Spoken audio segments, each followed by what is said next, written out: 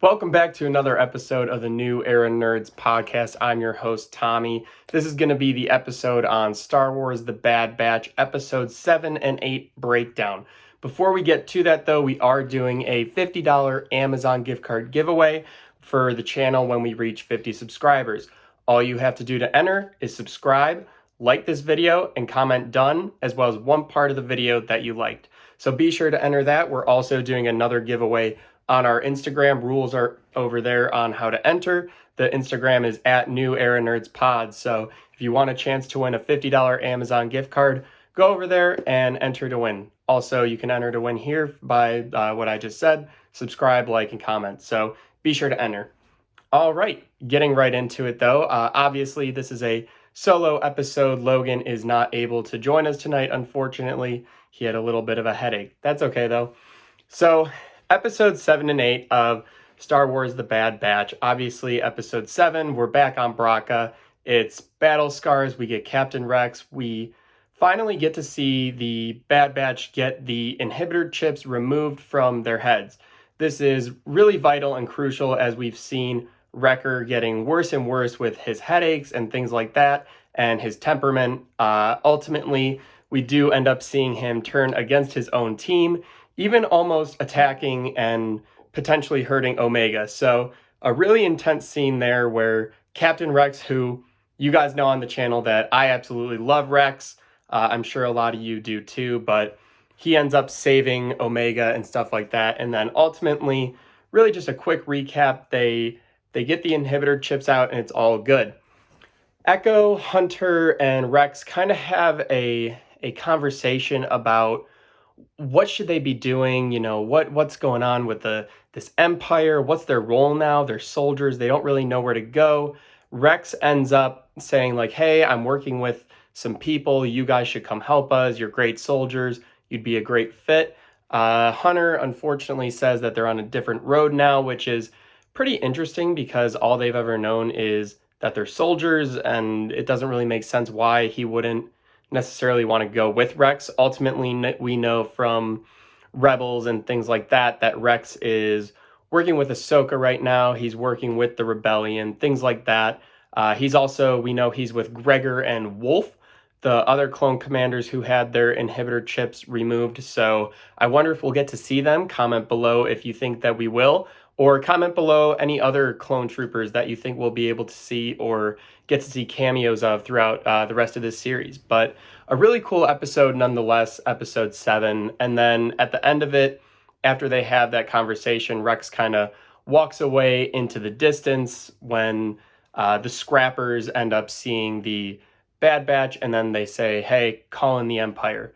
Another cool part of the episode was when Wrecker got attacked by the underwater garbage type monster. This is actually the same monster from episode 4 that for whatever reason somehow was living in the trash compactor of the Death Star. It was the same creature. The name slips me. Let me know down below if you know the name.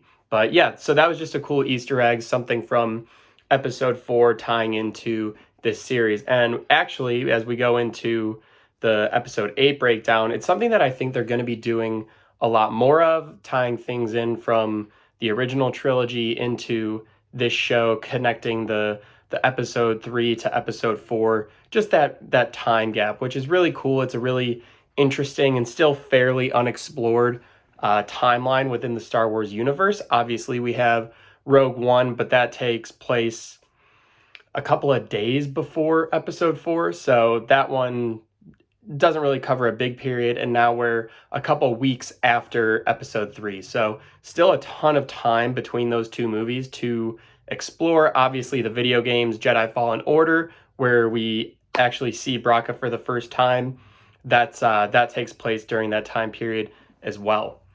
Moving on to episode 8 then, which is called Reunion, appropriately because, of course, spoilers at the end, we are reunited with Crosshair. Also, I thought this title could have been somewhat of a metaphor for the fans. It's our reunion with one of our favorite bounty hunters, Kad Bane. Logan and I are actually doing an episode. It won't be on this one since he's not here, but we'll be doing a top 5 Star Wars bounty hunters breakdown. So be sure to keep out for that. Subscribe, make sure you don't miss that video. So we also get reunited with him as fans, which is really cool. He's a fan favorite. So of course, let us know down below who your favorite bounty hunter is, and maybe it just might end up on our list. But basically, the scrappers called the Empire. The Empire sent in Crosshair, some elite troopers, as well as some other clone troopers to go and get the Bad Batch.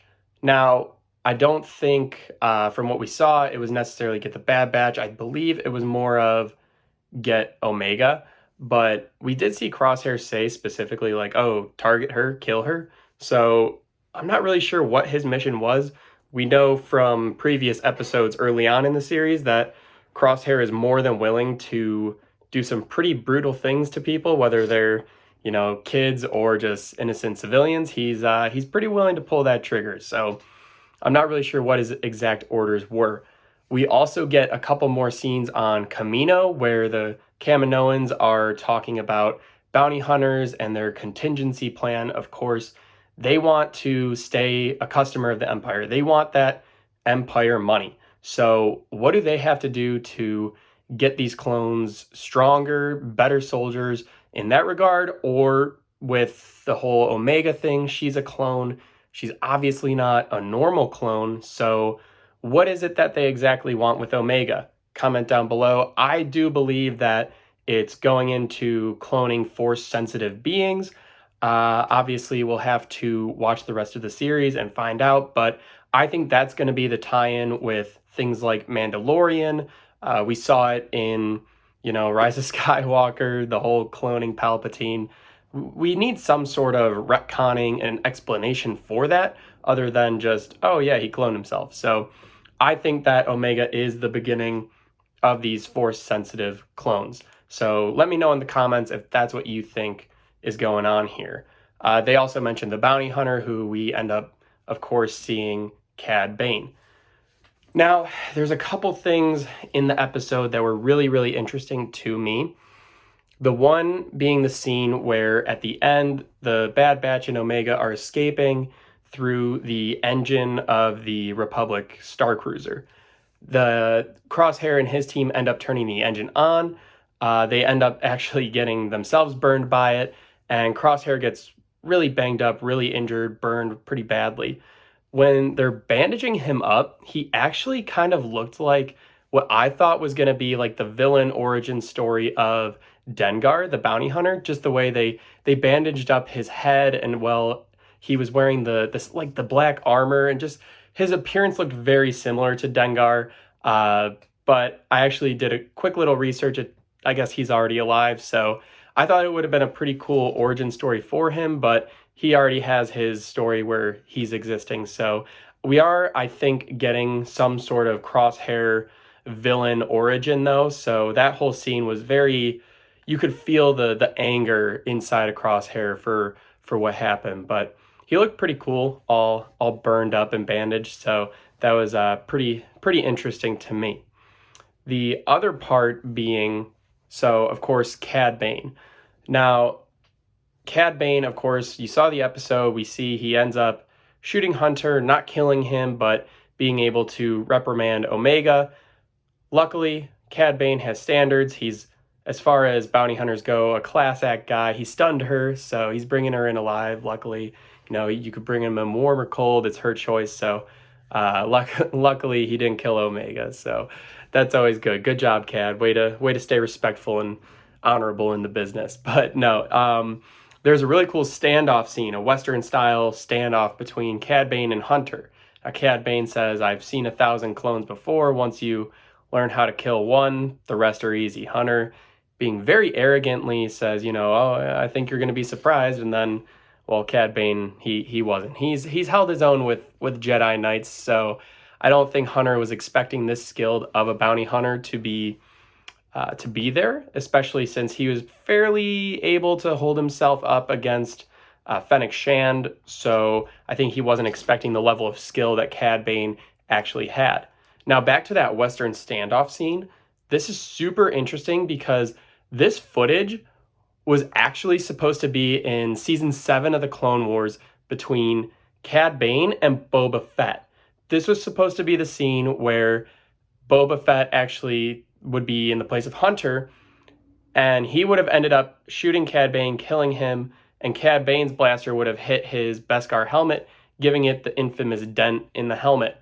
So they repurposed this footage and put it into this clip with Hunter and Cad Bane. Still really cool, but I've actually personally seen it like 50 times on YouTube just with the pre-animated Boba Fett version. So it was pretty cool. I did actually kind of think Hunter was dead for a little bit. Of course, him not actually being dead, but then, he gets, decommissioned for a little bit with that blaster to the chest, of course. So Cad Bane ends up getting Omega, who presumably he's going to take her back to Kamino, and we'll have to find out what happens to her there. Now, I wouldn't be surprised if in the next few episodes, the Bad Batch either teams up with either Rex or some other bounty hunters to go rescue Omega.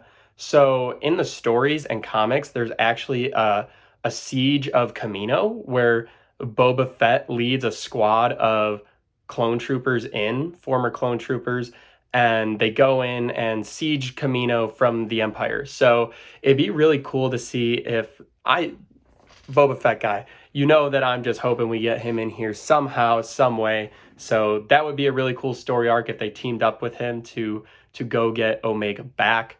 We know Boba Fett and Cad Bane don't really like each other, so that would be a pretty cool storyline, and I really, really hope we get to see that one. Lastly, the last part of the episode, when Hunter's coming back to it, we get a point of view from his clone trooper helmet, and Wrecker saying, get up, we gotta go.